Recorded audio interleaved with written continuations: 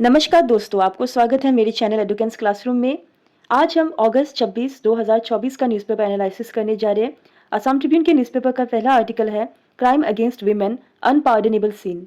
मतलब बोला गया है कि जो नारियों का शोषण हो रहा है, हाल ही में हमने बहुत से ऐसे आर्टिकल्स देखे हैं, बहुत से ऐसे केसेस हुए हैं अभी जिसमें नारियों का शोषण हो रहा है, रेप केसेस बहुत बढ़ गए। तो ये क्षमा पार्थ नहीं है, इनको कड़ी से कड़ी सज़ा देनी चाहिए। तो यहाँ पे हमारे प्राइम मिनिस्टर नरेंद्र मोदी जी ने बोला है कि जो क्राइम हो रहा है अगेंस्ट वीमेन ये अनपार्डनेबल है और जो भी गिल्टी है, मतलब जिन्होंने भी ये क्राइम किया है, उनको कड़ी से कड़ी सज़ा देनी चाहिए। अभी जो लखपति दीदी सम्मेलन हुआ है नॉर्थ महाराष्ट्र के जलगांव में, ये टॉपिक डिस्कस हुआ है और यहाँ पे वीमेन से रिलेटेड जो सेफ्टी इशू है बेसिकली वर्क प्लेस में, उसको एक प्रायोरिटी के तौर पे नज़र देना चाहिए हर किसी को। और इसके कारण गवर्नमेंट ने बहुत से स्कीम्स लॉन्च किए हैं। हाल ही में यहाँ पे रिवॉल्विंग फंड है 2500 करोड़ का, जो 48 लाख मेंबर्स को बेनिफिट करेंगे। और यहाँ पे क्या बोला गया है कि जो सेल्फ हेल्प ग्रुप है इनको ये फंड दिया जाएगा नारी सशक्तिकरण के कारण। डिसबर्स्ड बैंक लोन प्रोवाइड किया जाएगा सेल्फ हेल्प ग्रुप को, ताकि ये जो नारी सशक्तिकरण विमेन का जो स्ट्रेंथनिंग है इसके दायरे में ये काम करे, बहुत से ऐसे स्टेप्स हो। तो ये है पहला आर्टिकल। तो दूसरा आर्टिकल है इन रिलेशन टू, यहाँ पे आप देख सकते हैं कि जो मन की बात है, नरेंद्र मोदी जी जो मन की बात कहते हैं, जो रेडियो में और हमारे दूरदर्शन में टेलीकास्ट होता है।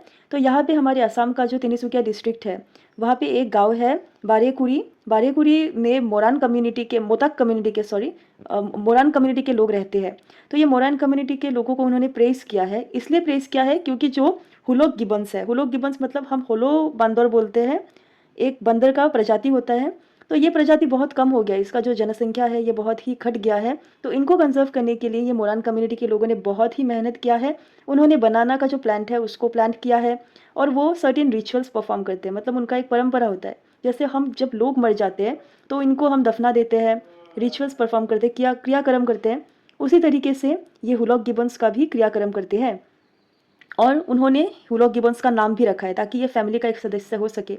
तो इसीलिए बहुत से ऐसे केसेस हुए हैं जो इलेक्ट्रिक फेंसिंग है वहाँ से अगर वो पास होते हैं हुलॉक गिबन, फिर उनका डेथ हो जाता है, अननेचुरल डेथ हो जाता है। इसको कर्व करने के लिए उन्होंने ये इनिशिएटिव लिया है। तो सरकार ने ये इनिशिएटिव प्रेस किया है और सरकार ने ऐसे इनिशिएटिव्स अपने अपने तरीके से भी सरकार ने इनको हेल्प करने की बात की है।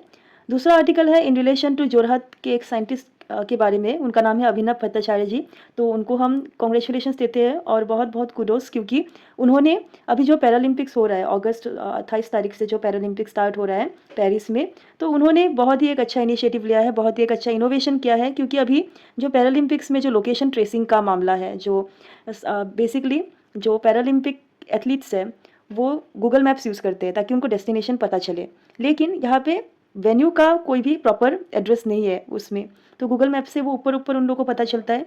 इनसाइड द वेन्यू अगर कुछ प्रॉब्लम हो, जैसे एलिवेटर का स्टेटस हो, तो उन सब के बारे में उनको पता नहीं चलता है। तो इसीलिए एक नया एसेसिबिलिटी उन्होंने डिज़ाइन किया है। और इस फीचर में क्या होगा, एलिवेटर अच्छे से काम कर रहा है कि नहीं, फंक्शनल है कि नहीं, आर्टिफिशियल इंटेलिजेंस से उन्होंने ऐसे कुछ टेक्निक्स यूज़ किए हैं जो अगर कोई कान से अच्छे से सुन नहीं सकता उनके लिए भी बहुत ही हेल्पफुल होगा। एक एसेसिबल रूट प्रोवाइड कर सकते हैं ओलंपिक विलेज में, क्योंकि बहुत ही बड़ा इलाका है। तो वहाँ पे रियल टाइम स्टेटस अपडेट्स उनको पैरा एथलीट्स को टाइमली मिलते रहेंगे। तो एक बहुत ही अच्छा इनिशिएटिव है। और उन्होंने यूनिक चैलेंज जो फेस कर रहे हैं, जो एथलीट्स जो फेस कर रहे हैं, उनका जो डिसेबिलिटी है और नेविगेशन में जो प्रॉब्लम हो रहा है, ये बहुत ही सालों से ये प्रॉब्लम चल रहा था। तो ओलंपिक एसोसिएशन को उन्होंने अच्छे से स्टडी किया, उनके साथ काम किया और उन्होंने अभी वो seamless and inclusive navigation facility design किया है।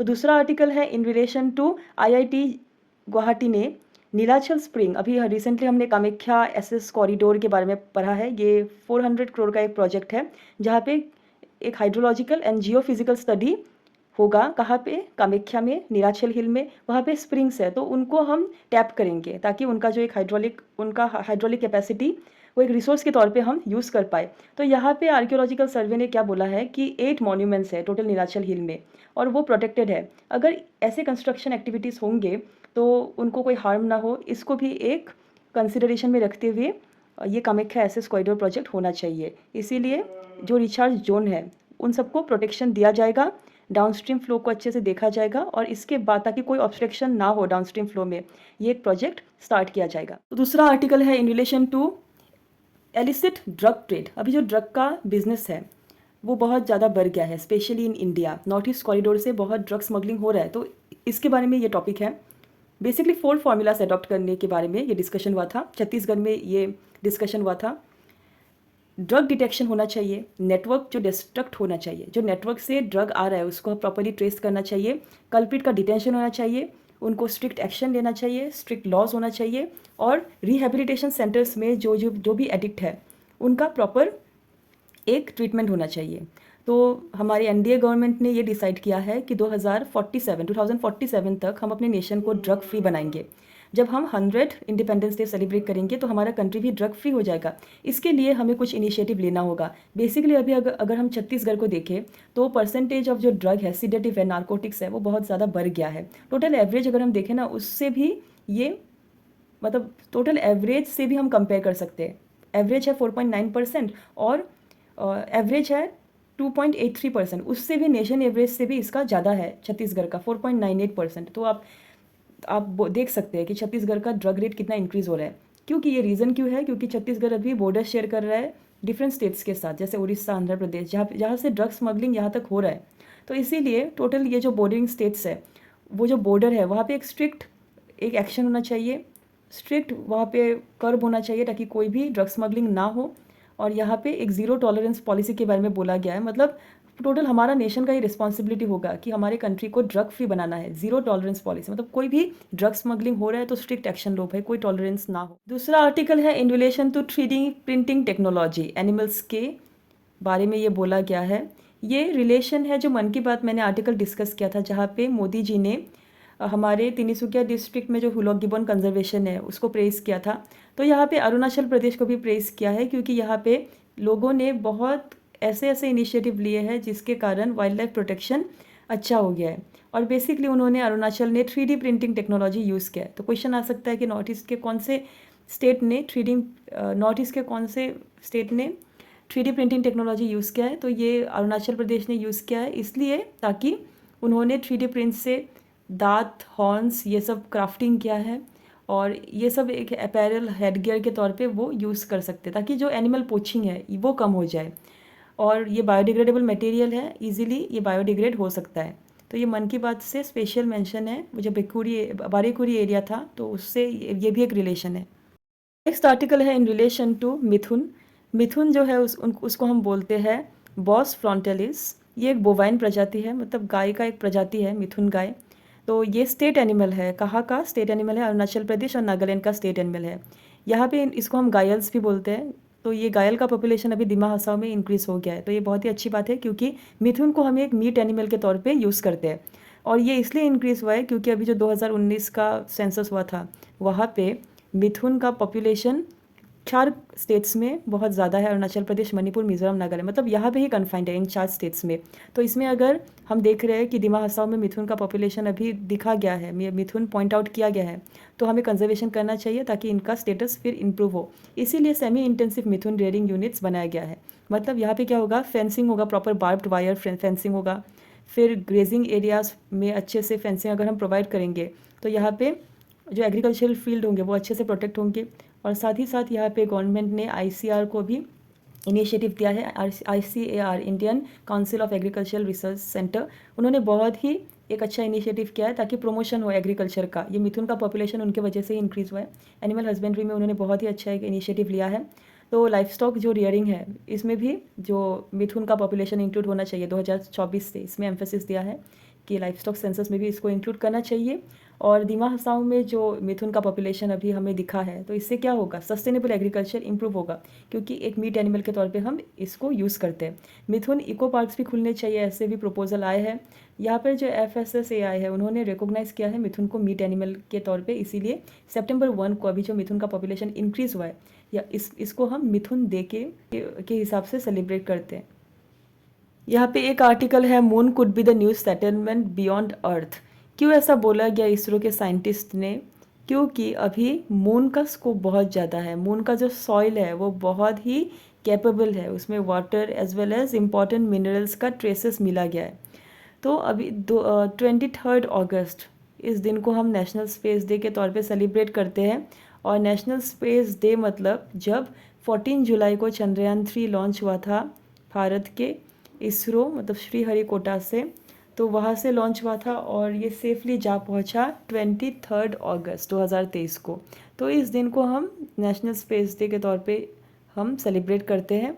और इसी दिन 2024 में तेजपुर यूनिवर्सिटी में एक वर्कशॉप आयोजन किया गया था और इसका थीम वही था नेशनल स्पेस डे का। हम लोग का जो थीम है touching lives while touching moon India space saga, ये इसलिए इतना एम्फेसाइज किया गया है क्योंकि यहाँ पे साइंटिस्ट ने बोला कि जब हम एग्जामिन करेंगे लूनर सैंपल को, मतलब मून से जो हम मिट्टी लेके आएंगे उसको अगर हम एग्जामिन करेंगे तो हम लोग को क्या पता चलेगा, हमारे अर्थ के बारे में पता चलेगा।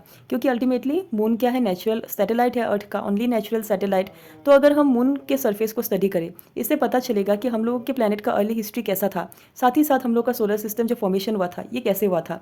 यहाँ पे वाटर आइस के बारे में बोला है, मतलब ice in the form water in the form of ice और हीलियम 3 जो बहुत ही क्रूशियल है हमारे ह्यूमन एक्सप्लोरेशन के लिए, और यही सब मिला है मून के सरफेस में।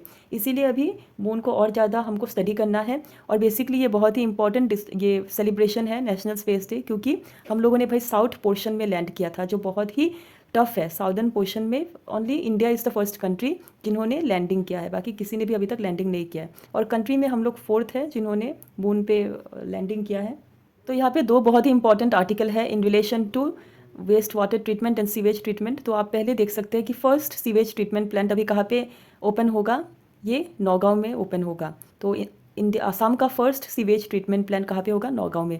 और यहाँ पे प्रॉपर कलेक्शन डिस्पोजल हो लिक्विड वेस्ट का, ये बहुत ही इंपॉर्टेंट है क्योंकि अभी अर्बन फ्लडिंग का प्रॉब्लम आपने देखा है। अर्बन फ्लडिंग किसके लिए हुआ था, ये बेसिकली सीवेज के लिए ही हुआ था, प्रॉपर ड्रेनेज सिस्टम नहीं था, इसीलिए ये एक बहुत ही इंपॉर्टेंट इनिशिएटिव है।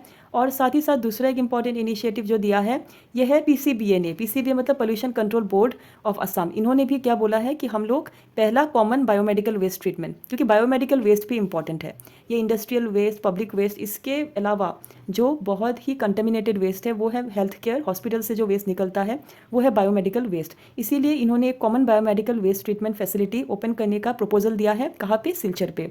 सिलचर जो मेडिकल कॉलेज एंड हॉस्पिटल है वहाँ के पास में, जहाँ पे नियरली 300 के 3.5 किलो जो वेस्ट है वो कलेक्ट होगा पर डे। और ये कम्प्लीटली सिर्फ सिलचर से नहीं, हर जगह से ये आएगा और ये बहुत ही इंपॉर्टेंट इनिशिएटिव है। तो वेस्ट मैनेजमेंट के लिए 2 इंपॉर्टेंट आर्टिकल आज के पेपर में है। दूसरा आर्टिकल है नासा ने जो अभी प्रपोजल दिया है कि जो 2 एस्ट्रोनॉट्स है, मतलब बच विल्मोर और सुनीता विलियम्स, वो अभी ट्रैप्ड है स्पेस में। तो स्पेस एक्स मिशन ने उन्होंने ये एश्योरेंस दिया है कि फरवरी में इनको सेफली ले आएंगे स्पेस एक्स कैप्सूल से। और ये इसीलिए थोड़ा सा टाइम ले रहे हैं क्योंकि ये बहुत ही क्रूशियल मिशन है, बहुत ही मतलब वल्नरेबल हो सकता है, इसीलिए ये थोड़ा सा टाइम टेकिंग मिशन होगा।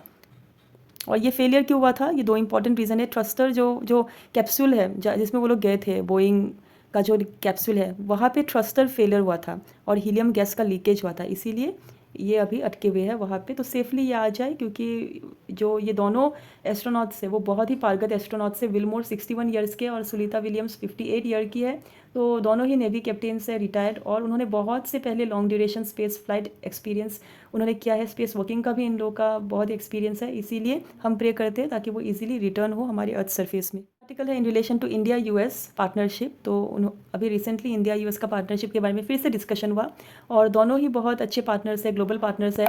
तो यहाँ पे जो एक विजन है free and open Indo Pacific, उसमें भी इंडिया और यूएस दोनों इक्वल पार्टनर्स हैं। तो समर रिम पैसिफिक का जो है लार्ज स्केल एक्सरसाइज होता है यूएस नेवी का, हवाई में ये ऑर्गेनाइज होता है, वहाँ पे भी 29 नेशंस में इंडिया का एक बहुत ही अच्छा पार्टनरशिप है। इसीलिए यूएस ने इंडिया को प्रेस किया है और बोला है कि फर्दर ऐसे जो इनिशिएटिव्स है ये होते रहेंगे। इंडिया ने बहुत ही इनिशिएटिव लिया है, इंडियन सेलर्स ने बहुत बार हेल्प किया है मुसीबत के टाइम में, इसीलिए एक ग्लोबल जो कॉपरेशन है, नेवल कॉपरेशन, ये होता रहेगा।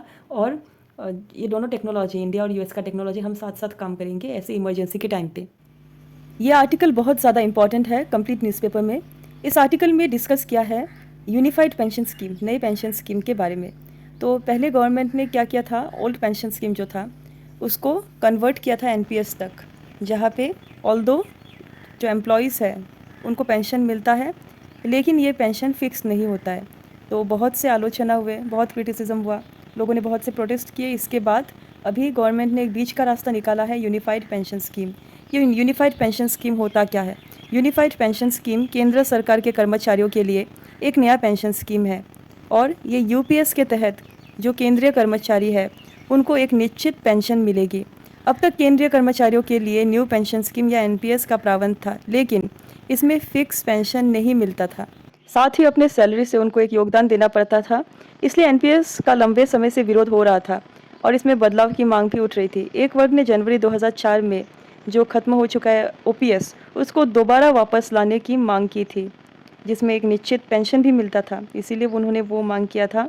लेकिन सरकार ने अभी एक बीच का विकल्प यानी यूपीएस का स्कीम इंट्रोड्यूस किया है और सरकार ने यह भी बोला है कि जो एनपीएस वाले हैं वो भी यूपीएस स्कीम अवेल कर सकते हैं। लेकिन एक बार उन्होंने यूपीएस स्कीम अगर अवेल कर लिया, वो फिर से एनपीएस तक नहीं जा सकते। ये फाइनल डिसीजन होगा। और साथ ही अभी ये स्कीम सिर्फ 23 लाख सेंट्रल गवर्नमेंट में एप्लीकेबल होता है। स्टेट गवर्नमेंट मतलब राज्य सरकार में भी ये स्कीम अवेल हो सकता है। 90 लाख कवरेज कर सकते हैं जो राज्य सरकार के जो 90 लाख एम्प्लॉयज़ हैं, लेकिन ये स्टेट गवर्नमेंट के एम्प्लॉयज़ के कंसेंट के साथ ये स्कीम वो एक्सटेंड होगा। इसमें इम्पॉर्टेंस क्या होता है, इसमें क्या क्या बेनिफिट मिलता है? तो फर्स्ट थिंग तो है एक निश्चित पेंशन मिलेगा, जो आप देख सकते हैं एक निश्चित पेंशन उनको मिलेगा। यूनिफाइड पेंशन स्कीम के तहत केंद्र सरकार के कर्मचारियों को एक तय पेंशन मिलेगा और पहले के 12 महीने की बेसिक सैलरी का 50% पेंशन के तौर पे मिलेगा। तो उदाहरण के स्वरूप में हम ले सकते हैं कि जिसकी आखिरी सैलरी 60,000 है, उनको क्या मिलेगा? 30,000 पेंशन मिलेगा। हालांकि इसके लिए 25 साल की न्यूनतम सेवा ज़रूरी है। तो इसका भी एक क्रिटिसिज्म पुट फॉरवर्ड किया है। जो अपोजिशन पार्टी ने बोला है कि ये दलित, ट्राइबल और बैकवर्ड क्लासेस के लिए यू टर्न है। जो यू है वो यू टर्न है, इसलिए बोला है क्योंकि जो गवर्नमेंट जॉब है उनका ये जो रिजर्व क्लासेस होते हैं उनका एक कैटेगरी होता है 40 इयर्स तक वो बैठ सकते हैं एग्ज़ाम में, और यूपीएससी में ये लिमिट 37 है। तो अगर किसी इंसान को 37 ईयर में ये जॉब मिल रहा है, तो 60 इयर्स में अगर वो रिटायर हो गए, और अगर कोई इंसान 40 ईयर में उनको जॉब मिल रहा है, तो अगर वो 60 ईयर में रिटायर हो गया तो ओनली 20 ईयर्स कंज्यूम हुआ। 25 ईयर्स तक सर्विस मैंडेटरी है। अगर हम चाहते हैं कि यूपीएस स्कीम में हम पढ़े, तो इनको तो यूपीएस स्कीम मिलेगा नहीं, तो इनके लिए ये स्कीम कम्प्लीटली इलॉजिकल हो गया। तो इसीलिए इनको क्या बोला गया है कि ये स्कीम इनके लिए बेनिफिट नहीं है। तो इसके अगेंस्ट में भी एक पुट फॉरवर्ड किया है, एक बोला गया है कि जो पेंशन होता है गवर्नमेंट स्टाफ, इंडिया का जो गवर्नमेंट स्टाफ है उनका जो पेंशन होता है, ये पुअर पर्सन का जो कंट्रीब्यूशन है एलाइट मेजॉरिटी के लिए, मतलब पुअर लोग टैक्स देते हैं, एलाइट लोग का हेल्प होता है। इसीलिए ये एनपीएस को रिफॉर्म किया गया था, ये ओपीएस को रिफॉर्म किया गया था एनपीएस तक 2013 में। लेकिन एनपीएस ने एश्योरेंस नहीं दिया, एनपीएस ने एश्योरेंस नहीं दिया रिटायर फैमिली के लिए, एक फ़िक्स पेंशन नहीं दिया। एनपीएस कैसे चलता है भाई? एनपीएस मार्केट जैसा चलता है, एनपीएस भी वैसा ही चलता है, क्योंकि ये जो एनपीएस का अमाउंट है वो सरकार निवेश करता है मार्केट में। तो मार्केट अगर अप डाउन हो रहा है तो इस हिसाब से पैसा भी अप डाउन होगा, इसीलिए रकम कम भी हो सकता है मार्केट के हिसाब से। इसीलिए अभी यूपीएस एक नया स्कीम है, उसमें ये प्रॉब्लम नहीं है। इसमें क्या होगा, यूपीएस हम बोल सकते हैं कि एनपीएस और मिनिमम गारंटी के साथ ये दोनों बेनिफिट आएगा। तो दूसरा जो बेनिफिट है यूपीएस का, यह है फैमिली पेंशन। फैमिली पेंशन मतलब निश्चित पारिवारिक पेंशन दिया जाएगा। और यहाँ पे क्या हम बोल सकते हैं कि अगर किसी कर्मचारी को रिटायरमेंट के बाद पेंशन मिल रही है और उसकी मौत हो जाती है, तो उसके परिवार को पेंशन का 60% मिलेगा। और आसान भाषा में हम ऐसे बोल सकते हैं कि जैसे कोई कर्मचारी का जो वो है सैलरी है वो 10,000 है और उसका निधन हो जाता है, तो उसके परिवार को 6,000 रुपये मिलेगा। इसके अलावा उसको डीए भी मिलेगा, डीएनएस अलाउंस का लाभ भी मिलेगा। और ये जो उनको जो पेंशन मिल रहा है ये, लेकिन इन्फ्लेशन इंडेक्स, इन्फ्लेशन अगर मतलब इन्फ्लेशन हो रहा है तो इस हिसाब से पैसा भी, फैमिली पेंशन भी थोड़ा कम ज़्यादा हो सकता है। तो दूसरा बेनिफिट ये है, ग्रेट्युटी के साथ हम लोग को जो ग्रेट्युटी मिलता है रिटायरमेंट के साथ, उसमें एक लमसम अमाउंट भी ऐड होगा। ये लमसम अमाउंट क्या है? तो यूपीएस के तहत अगर रिटायरमेंट के बाद ग्रेट्युटी के अलावा भी कर्मचारियों को एक लमसम अमाउंट भी मिलेगा। तो हर कर्मचारी को 6 महीने की नौकरी पूरी करने पर इन महीनों की सैलरी और डीए का 10% लमसम के तौर पे मिलेगा। तो आप देख सकते हैं कि 1/10 मंथली अमाउंटमेंट जो हमने मंथली जो हमको मिलता है, तो उसके साथ जो पे है और डीए ये दोनों मिलेगा। 6 मंथ का सर्विस लेकिन होना पड़ेगा। तो दूसरा जो बेनिफिट है, दूसरा प्रश्न हम बोल सकते हैं कि अगर कोई कर्मचारी 25 साल से कम नौकरी किसी ने किया है तो उसके केस में क्या होगा, ये यूपीएस स्कीम कैसा होगा? तो उत्तर ऐसा हो सकता है कि अगर किसी कर्मचारी ने 25 साल से कम, जैसे 10 साल से ज़्यादा की हो और 25 साल से कम की हो, तो उसको मिनिमम तो 10,000 रुपये पेंशन मिलेगा ही। जैसे किसी कर्मचारी ने 11 साल की नौकरी के बाद ही रिटायरमेंट ले लिया, तो उस हिसाब से उसको क्या मिलेगा, उस वक्त उसकी बेसिक सैलरी 20,000 थी और इस केस में उसे 10,000 रुपये महीने पेंशन मिलेंगे। और साथ ही इसमें लेकिन जो महंगाई भत्ता मतलब इन्फ्लेशन रेट भी इंक्लूड होगा।